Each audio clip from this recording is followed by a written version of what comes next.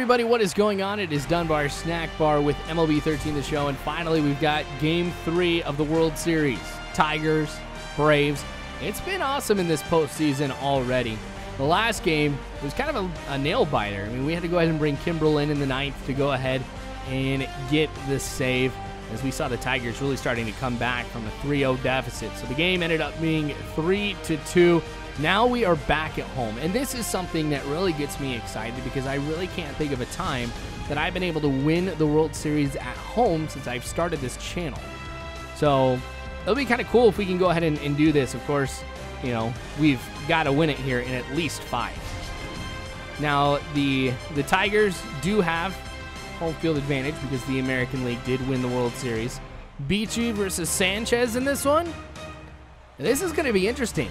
Beachy has had the best postseason of any pitcher that I have had, like, period. Doesn't matter if it was the Cubs franchise or the Tigers franchise that I did. I don't know. I might even say he did better than Justin Verlander did last year in the postseason. But anyway, that is the past. I am not playing as the Tigers this time. I am playing as the Atlanta Braves. So everybody's lined up for the national anthem. Means it's about time for us to go ahead and get this started. So I'm going to be relying, of course, on some great starting pitching, because the thing is, the Tigers are a great all-around team. You've got great pitching, you've got great hitting. So if I can go ahead and I can win this game and make it 3-0, Justin Verlander will be pitching in the next game. I think he's going to be anyway. And from what I saw in Game 1, this is so weird for me to say, Justin Verlander is going to be a walk in the park.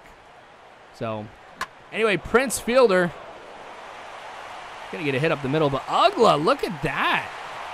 Dan Ugla with a great defensive play early on in the game. All right. Maybe we'll see some more of that. Here's Hanley Ramirez. Now, I mentioned that Hanley was with the Tigers because when I was playing against the Dodgers, I'm like, where is this guy?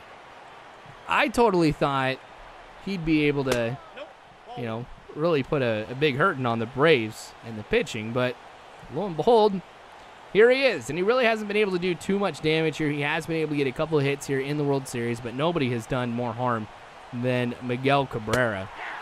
So, you know, the good thing about that, though, is the usual suspects with this, the players who I would fear the most, they've been the ones doing the most damage, and, well, I don't know. Not too surprised by that, so it really doesn't affect me too much. 1-1 count. Going to go with the cutter, swing and a miss on that. The cutter's been absolutely nasty for me lately. It's something I'm really getting excited about introducing into Kevin Millar's repertoire of pitches. So, we can go with just about anything. Let's go ahead and see if we can get this to go outside of the strike zone. Did he go for it? Yes, he did. Strikeout right there against Hanley Ramirez. That's going to go ahead and end the inning. So here we are in the third. Nobody's been able to get a hit yet. This one also to Ugla. Repeat. Another great defensive play right there for him to get yet another out. Man, I would not have expected 2 plays like that from Ugla. Anyway, here's Andrelton Simmons in the bottom of the 4th. He's going to get the first hit of the game for either team as that sails over Miguel Cabrera's head at third. He's going to slide, or actually stand up, as he heads into second. So Simmons could be the man to get the first run of the game here, too. Chris Johnson now getting a chance at the plate. That one is going to go past Ramirez. Simmons is going to round third, come home. The throw from Austin Jackson, well, goes right to Prince Fielder, who's right in between first and second. So, of course, no play at the plate. That's an RBI for Johnson and a 1-0 lead here for us in the 4th. Jason Hayward. We're sitting here watching that pitch as Johnson steals second. I don't think I have ever said that before. But when you go ahead and you take a look at how long Sanchez spends on the delivery here, it's something that I could definitely do with just about anybody on the team.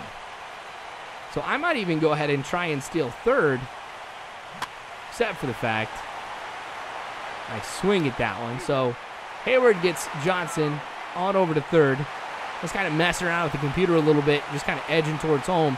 Thinking if they make a quick throw over, might go into the stands, be an error, and allow Johnson to come home.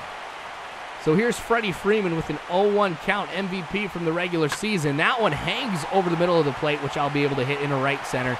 It's going to be no problem for Johnson to get home. And with Freeman, well, I've got a stand-up double there too. So here in the fourth inning, we've really been able to put some runs together here against the Tigers. We're going to be seeing a little discussion on the mound right here. So I don't know if we're going to be seeing a change here anytime soon. I wouldn't necessarily say so because it's only been a few hits. But we do have a 2-0 lead. So we're going to jump to the bottom of the sixth. Chris Johnson, who had that RBI in the beginning, is going to get another good hit as another pitch hangs over the plate. So a little single for him. Sanchez is still in. So I might be sitting here saying that Chris Johnson has 2 stolen bases in this game. Unheard of. You would have told me this like a few weeks ago that Chris Johnson would have 2 stolen bases in a game, I probably would have laughed. But there I go. The throw by Avila, while it's perfect, couldn't ask for anything better than that. I'm safe. And by quite a bit, too. Whew. All right. 2 stolen bases. I said it. I wouldn't believe it unless I saw it happen. All right, here's Hayward. This one, gonna go into center. Johnson rounding third, coming home. The throw by Jackson. Wow, that would have been in time if it would have been on target, but since it wasn't, well, I took the chance. It paid off. Sometimes you got to be really aggressive with running the bases, and I did right there. All right, so there I go, stealing, even though they were expecting it. Hayward is safe at second.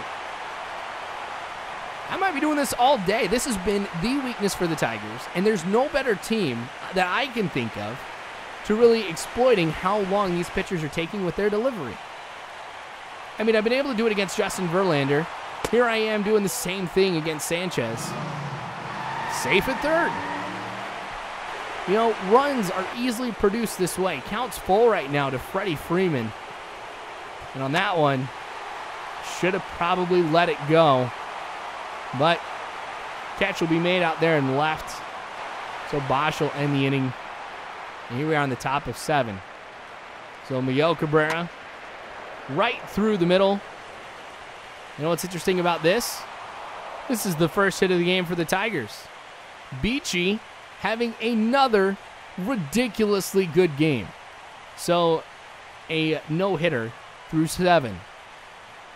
Actually, a perfect game through 7. Or through 6, sorry. In the 7th is when we lost it. 0-2 count to Prince Fielder. This one's going inside. It's like he chopped that one. So we'll get the easy throw over to first. Innings done and over with. Sanchez is coming out. Albuquerque coming in to pitch. Now, we saw him earlier in the World Series. Able to get some good hits off of him. But nothing going for me right here. 2-2 count. Alex Avila getting a base hit. Whew. All right, so that's all right. I'm not too worried about it. But Avila, man, he had a great game actually in Game 2 as far as hitting goes. It was just ridiculous.